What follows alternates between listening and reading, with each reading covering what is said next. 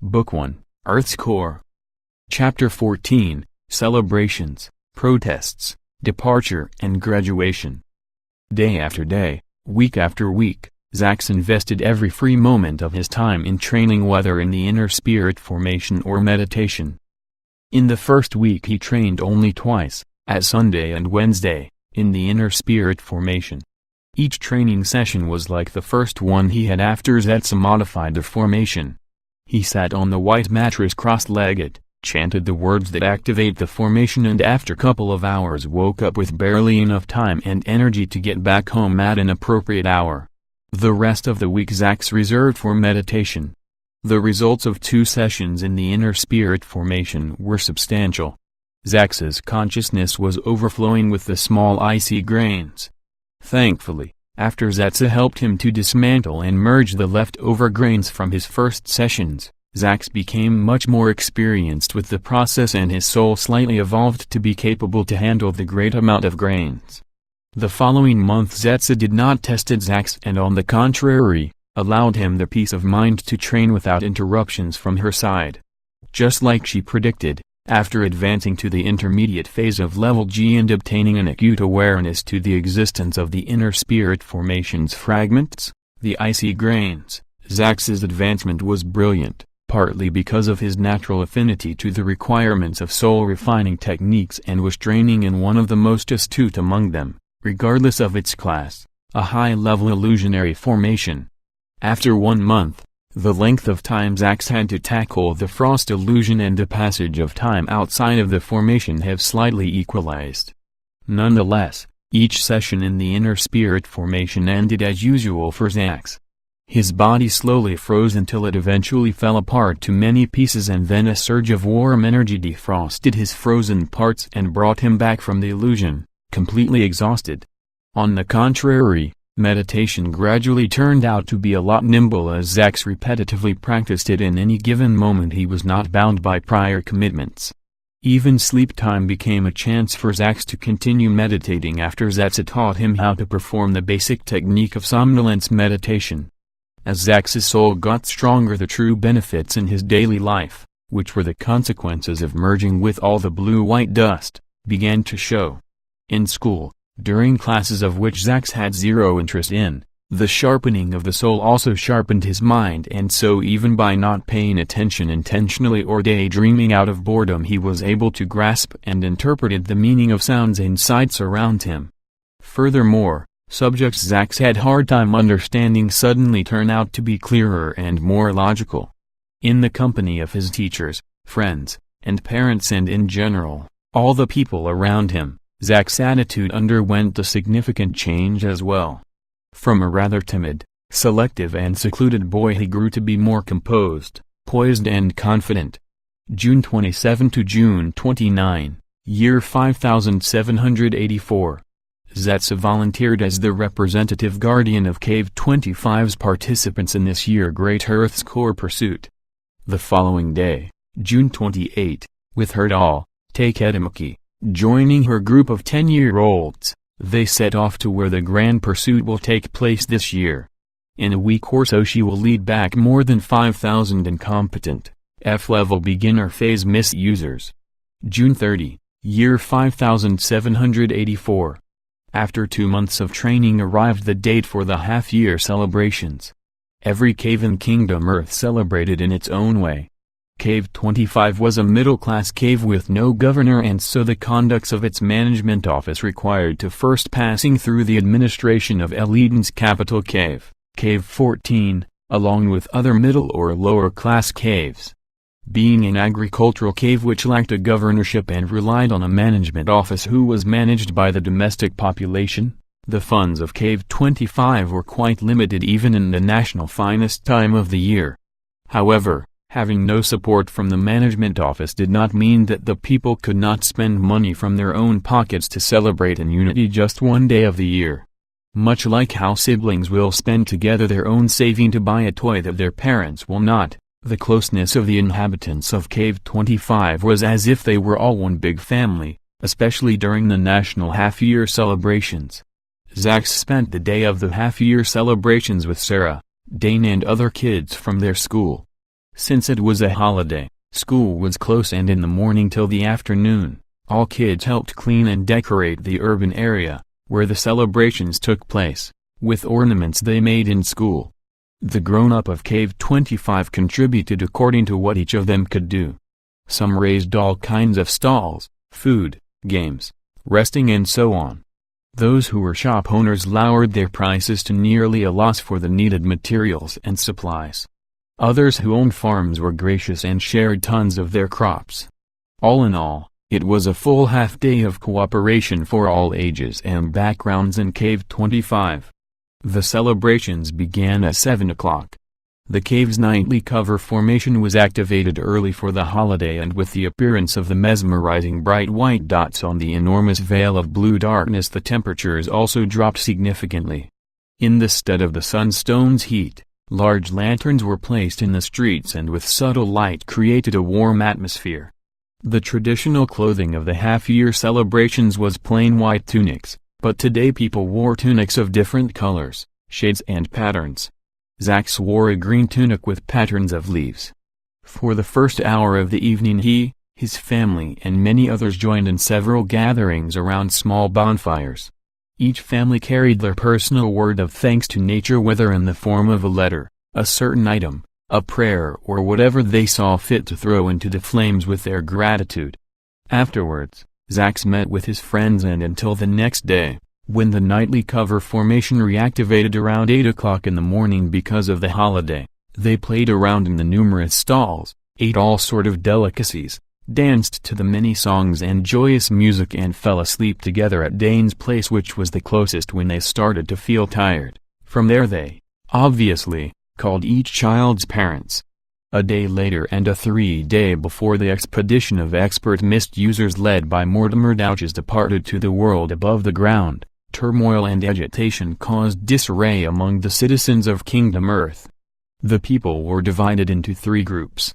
One that backed the expedition, one that was against it, and one that was natural with its opinion. Day before the departure, the group that stimulated chaos and anxieties in every major cave, by exhausting their right of free speech in various phrasings, was the group that opposed the expedition, RFSF, remembering for safe future. In order not to desecrate the half-year celebrations, they patiently waited to after the holiday before they took action. They began by pleading the people of Kingdom Earth to not forget the catastrophic world that made their ancestors flee to below the ground. They frightened the people with the notions of beings, far worse than the beasts, who might roam this world now, and whatever could happen if they become conscious of the existence of Kingdom Earth. They turned to the families of the expedition's members and alarmed them to the low survivability of their loved ones and their capacity to return anything but alive. They even went as far as questioning the aptitudes of the Supreme Rulers when dealing with such risks, and undermined the great revelation of the Supreme Rulers' whereabouts during the year 4950 until the end of the Dark Century. All of these and more were the verbal method the RFSF used to gain sympathy for their cause. The messages of the RFSF were sponsored by many high-class families. They were broadcasted in almost every possible screen's channel in every household in Kingdom Earth. Their messages reached all the callers and other communication devices, either in the form of text messages, videos, or in-game banners. Yes. Their messages had no age restriction, and in the view of the RFSF, every soul had the right to know the consequences that will befall, not just their kingdom but the whole of New Earth, if the expedition will proceed as planned. Meanwhile, the group that supported the expedition consisted of unorganized, overhyped, overconfident citizens of Kingdom Earth who were merely exited to learn, since nothing of the Supreme Ruler's experience was shared with the public, the state of the world their ancestors came from and hear of, maybe in the future see with their own eyes, its fabled beauty. The day of departure, the expedition team left unhindered by the RFSF, since the location of the tunnel which the first man and the first beast discovered to New Earth was located on the beast's territory, and reaching it on its own was an arduous and dangerous task. As it stated in partial quotes of the agreement between two species, humanity may not lead an army to the beast's territory. The beast's claws will remain on their side of New Earth. Apart from the designated period, Individuals from humanity's territory may set foot across the borders at the expense of their own safety and may not influence the rulers of either side. Basically, humans can test their skills against the beasts or venture to their territory, but regardless of their position in humanity's territory or their actions in the beasts' territory, the rulers of the beasts and humanity will not intervene. Of course, the RFSF with its financial assistance could hire high-level MIST users to follow after the expedition team. But will those MIST users dare block the way of other experts and Mortimer Dauch, the son of Supreme Ruler Ariel Dauch? Very unlikely, to say the least. First, in the beast's territory humanity's rules did not apply, which make it safe to say that the beast's territory was the ideal place to solve conflicts between equal-level MIST users that were only solvable by one party's death, that is if the two parties were first able to ward off the dangers of the beast's territory if not use them to their benefits. Second, the party in question was led by Mortimer Dauch. Mortimer Dauch was an expert, a level MIST user, MIST Lord, with great improvement record. In the age of 25 he broke through the Core Breakers level to the MIST Masters level and 20 years later crossed to the MIST Lords level. Despite his age of 73 years, Mortimer Dauch still looked in his prime and with a long way to go and for the last 28 years practiced in the different techniques of the MIST Lords level. Currently it was impossible to guess to what phase he had reached and to try and discover was a fool errand. Other than Mortimer Dauch, the rest of the 10 members of the expedition team were no pushovers either. Each and every one of them was a seasoned A-level MIST user with impressive battle record against all the beasts that he or she faced off, and they all also were familiar with each other for many, many years. To suddenly arrange an identical team of MIST users was something that even if the RFSF had years they could not dream of doing. And so, at the end, the members of the RFSF could only stand by and hope that their fears were senseless paranoia while the expedition team left.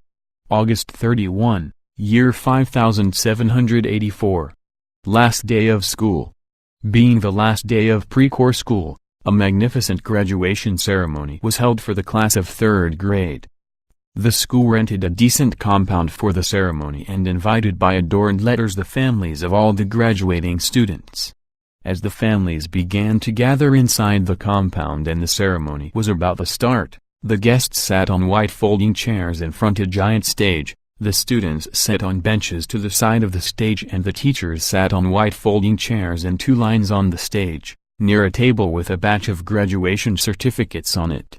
The school's principal climbed the stairs to the stage nimbly and took her place behind a wooden lectern in the front center of the stage. Given that middle-class pre-core schools, like the one Zax and his friends attended to, were fairly common, most of them had no official name and were referred to, for reasons of simplicity, by those related to them such as teachers, students, parents. With the neighborhood's name they were located at before the noun school, the heads of these educational institutions were the only ones to call them by their numeric names. I, Murtadu Alkmaar, welcome you parents, students and teachers to the graduation ceremony of School 531, Class 22. The overdressed school principal, Mrs. Marr, was a tall slim 60-something woman. She gained her position due to her decades of experience in the education system and her status as a D-level MIST user, Earth's core holder. Fusing her MIST energy with the sound of her voice she was able to speak loud and strong yet with a hint of pleasantry. Each year, in this recurring date, we, the humble faculty of School 531, say our farewell to the students and families that have been with us for a memorable 3 years. Students, you have joined us merely 3 years ago, at September 1st, in the year 5781. Shy and hesitant of your new surroundings, you stepped into the place that sought to instill anew the basic ethics of today's society, to enhance your knowledge in a variety of subjects that will help you to get a hold of your own path, and at the very end of our road together, prepare and nurture you toward the biggest step in your lives, participating in the great Earth's core pursuit. Today, in your final day as 3rd graders, you leave us with aching hearts yet bursting with pride. You have addressed us as teachers and seniors in life in the past 3 years, and we thus far acknowledged you as students and juniors in life. After today, when each of you will receive his and her graduation certificate, we will no longer refer to you in such manner, nor will you identify us as your mentors. From today onwards you will keep growing, most of all under the constant supervision of you friends and families. But there would be others like us whom you met at the beginning, the middle and even at the end of a particular brief route on your path. Those others will cross their paths with yours, and when the time comes you will eventually say farewell to them, too. And from teachers and seniors, we and they will become something else, friends or elders that have taught you the expertise to recognize, walk on and first relay on yourself when you will realize your path. As Principal Mar finished speech, the audience of parents, students and teachers applauded. When the sound of clapping hands faded, Principal Mar, with an air of contentment surging out of her, smilingly announced, "Without further ado, let us start granting the graduation certificates."